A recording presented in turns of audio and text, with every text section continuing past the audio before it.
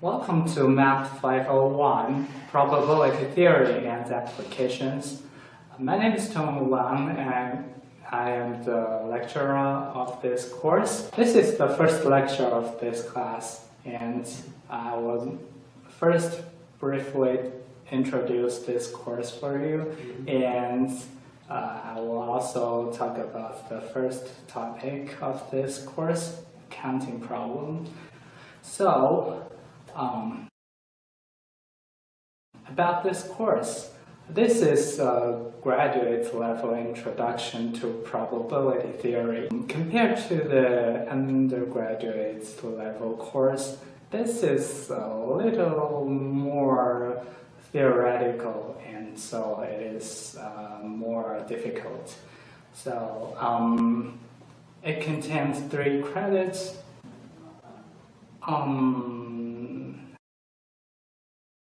As for the prerequisite course, you may need to take Math 137, which is multivariable calculus, and also Math 150, which is linear algebra. And I will recommend you to use this textbook, Theory of Probability and Random Processes, written by Leonid Korolov and Yakov G. Sanai. But this is not required by this course. So I will talk a little about what you can expect from this course, or what you can learn from this course. So first, after taking this class, you will be able to calculate the probabilities of random events. So let's see an example. Suppose you are drawing 2 cards from 9 different cards, numbered from 1 to 9. So what's the probability that the sum of the 2 numbers is no greater than 10? So you don't need to know the answer right now, but after taking this class, you will be able to do this. This is very easy if you enumerate all the possible cases here, like it is shown in the table. So there are 36 different pairs you can draw from 9 cards. For the pairs with the sum no greater than 10, it is highlighted in yellow, so this will be 20 different pairs. So to calculate the probability, you just need to divide 20 by 36, which is 5/9. So second, you will be able to show properties of a random distribution if you are given the distribution function or a density function. So for example, if you are given an exponential distribution and px is its density function, so with this, you will be able to calculate the expectation like this. So you don't need to know this right now, and you will be able to do it after taking this class. And also, you will be able to calculate the variance and also its characteristic function. 3.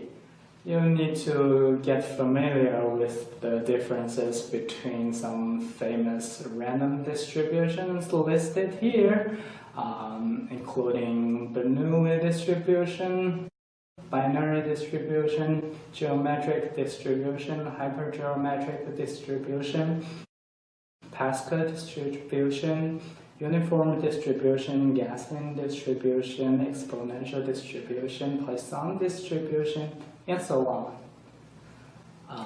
And 4, this might be a little difficult because this is taken from the course of real analysis.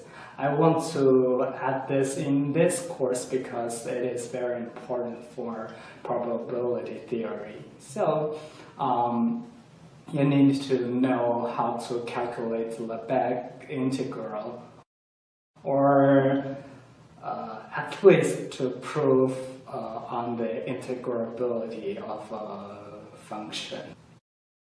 So for example, this characteristic function defined on the interval from 0 to 1. So it is equal to 1 if x is a rational number and 0 otherwise. So if you have taken the class of calculus, you will be able to understand that this function is not Riemannian integrable because its upper integral and its lower integral are different. But with the help of Lebesgue measure, you will be able to calculate its Lebesgue integral, which is 0. And 5. You need to know some definitions of different types of convergence and reducibility from one type of convergence to another.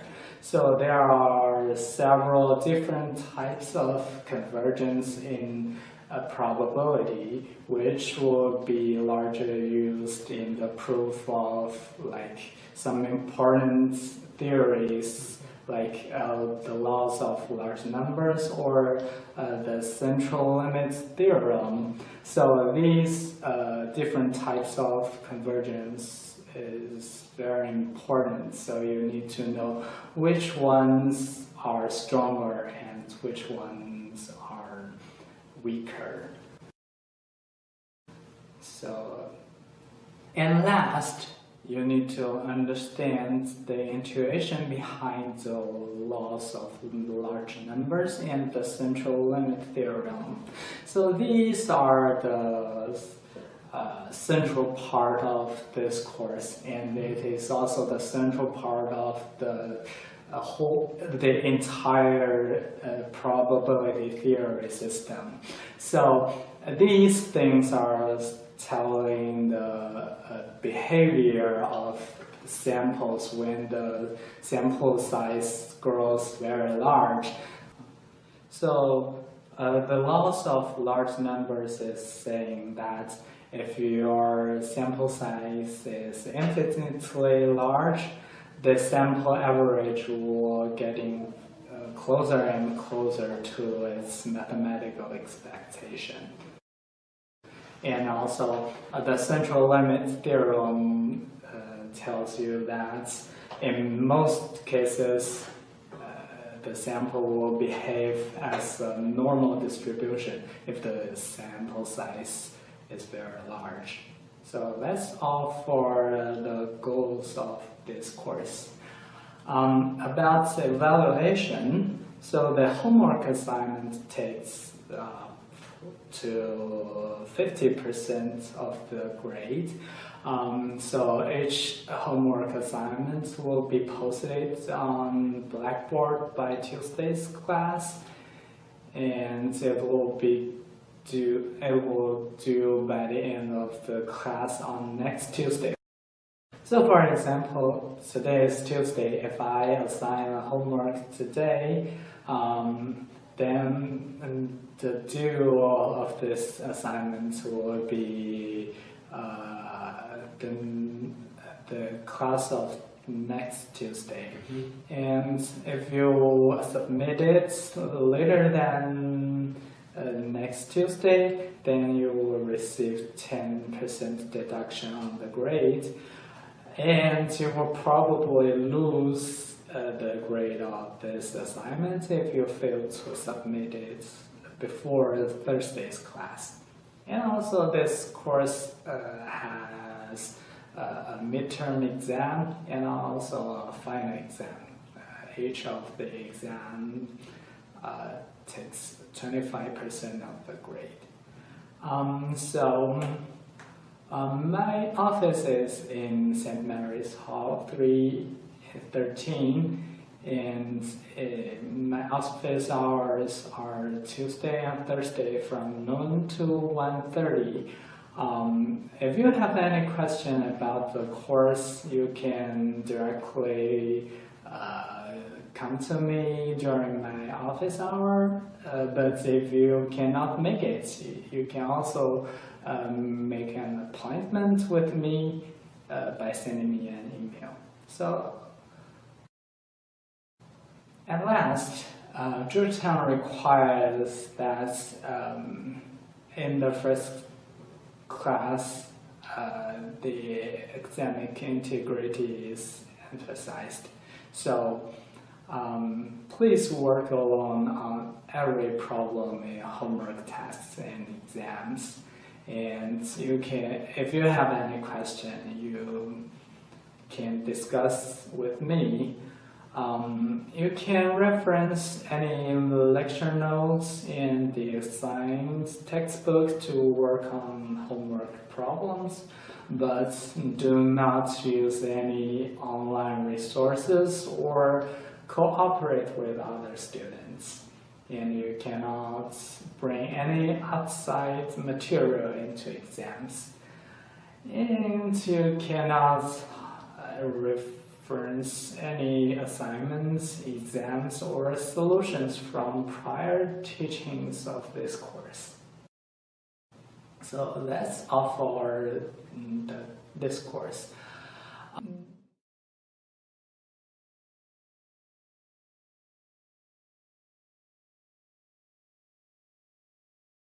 Now I would like to talk about counting.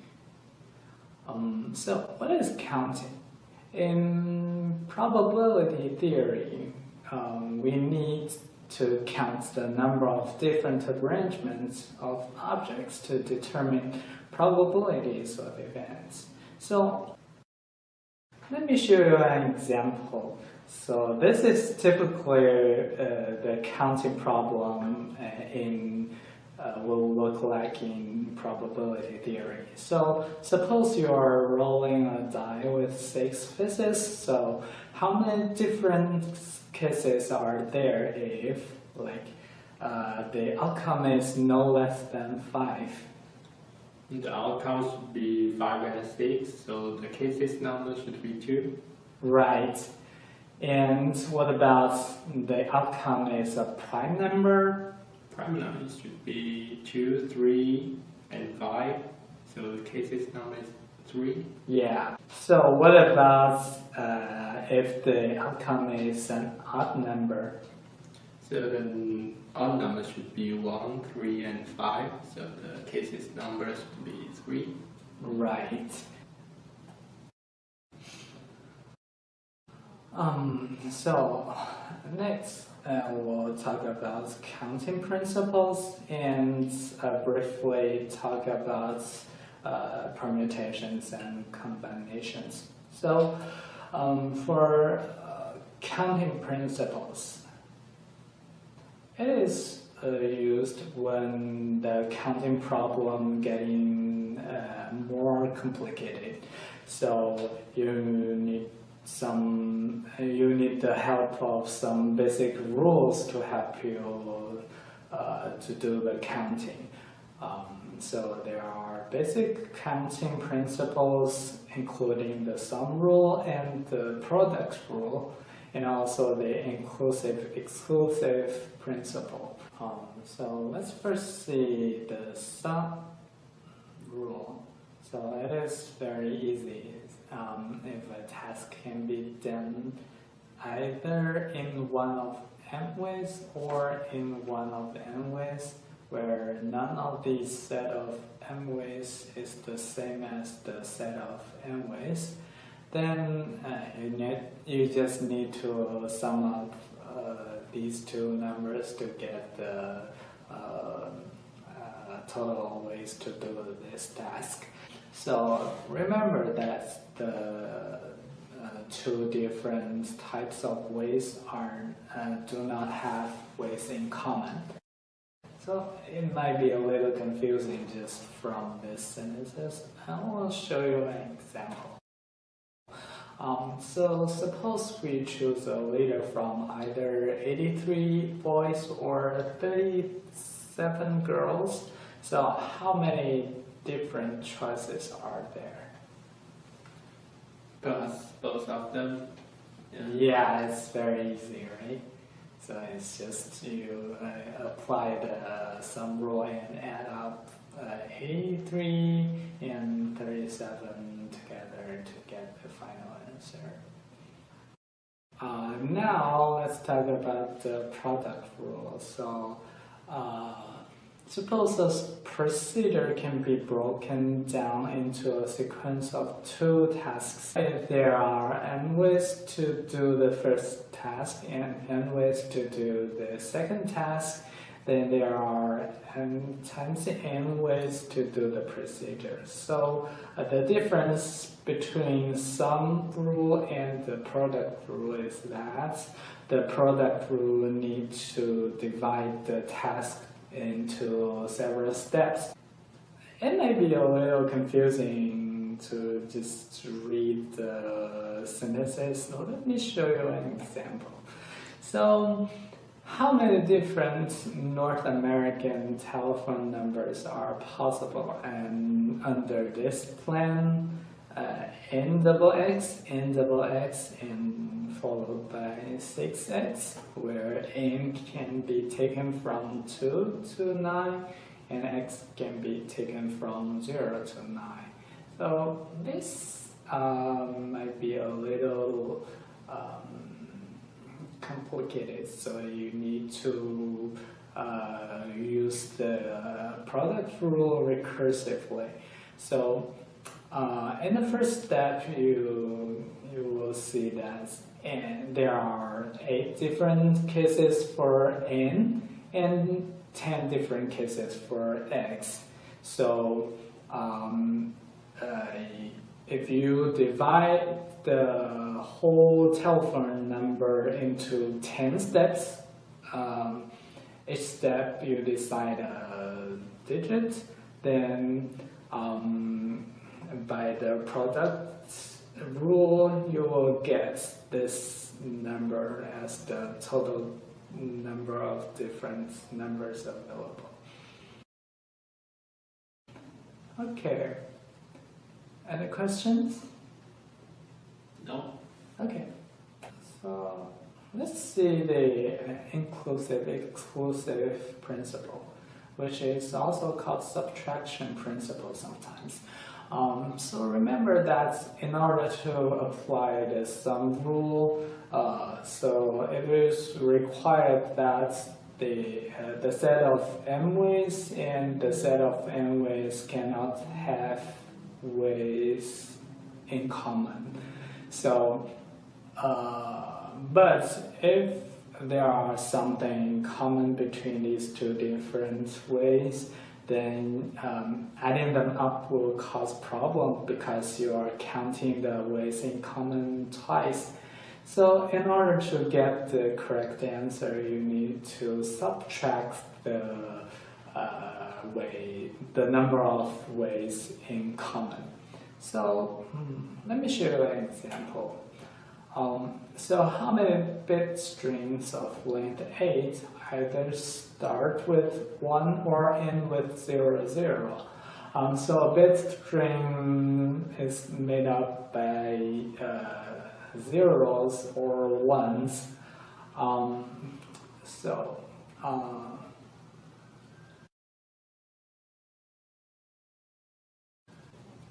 In the first case, you will need to find the number of different strings beginning with 1, which according to the product rule is 2 to the 7, which is 128.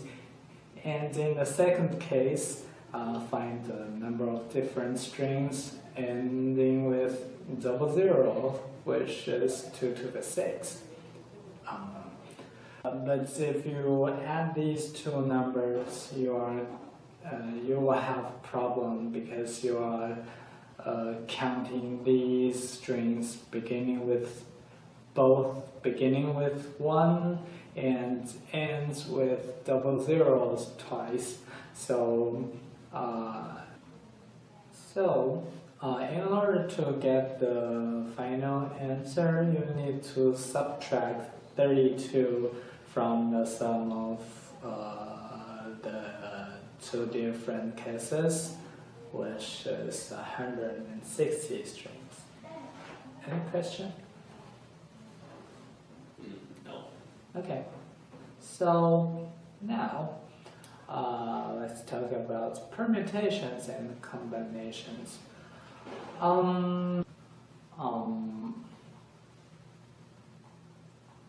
So an ordered arrangement of R elements of a set is called an R permutation. So in the definition of permutation, the order of the arrangement matters. So for example, 2, 3 is a permutation of set 1, 2, 3, and 1, 2, 3 and 2, 3, 1 will be regarded as different permutations of set 1, 2, 3.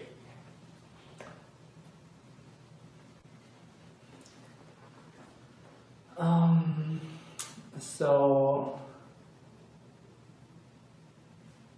there is a notation P of n, R, which is the number of R permutations of a set with n elements.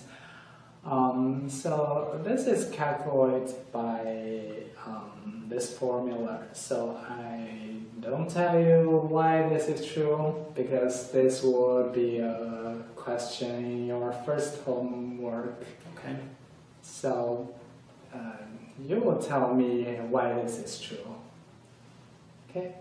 So for example, P of A, 3, which is the 3 permutation of 8 elements, it will be 8 times 7 times 6, which is 336.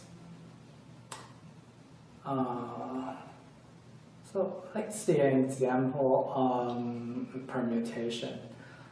So how many permutations of the letters A, B, C, D, E, F, G contains the string ABC? So in order to answer this question, you will need to regard ABC as a whole block and permutate this block with D, E, F, G. So you are actually permutating block D, E, F, G, which is the 5 permutation of 5 elements. So by the formula of permutation, you will get the answer, which is 120. So, any question? Yeah, not for this part. Okay. So, let's see another one, combination. Unordered selection of R elements of a set is called an R combination. So combination do not require the order of the elements. So, but in permutation, the order matters. So, for example, 1, 3 is a 2 combination of set 1, 2, 3, but 1, 3 and 3, 1 are counted as the same 2 combination of this set. So, there is also a notation for combination. C of n, R, the number of R combinations of a set with n elements. And also there is a formula. And again, I don't tell you why this is true, and you show me why this is true in the homework. For example, the 5 combination of 10 elements will be factorial 10 over factorial 5 times factorial 5, which is 252. Let me show you an example about combination. So, how many poker hands of 5 cards can be dealt from a standard deck of 52 cards? So, because the order of hand cards doesn't matter, so this is a combination problem. So this is the 5 combination of 52 elements, which is this number. Any question? Yeah, this number is pretty huge. Yeah. So sometimes when the number is getting very large, you cannot calculate this results just by hand. But don't worry about this. In the exam, you don't need to do this complicated thing. I will try to make the numbers much easier for you. To summarize, counting is a fundamental topic in probability theory, and it is used in the entire course. And you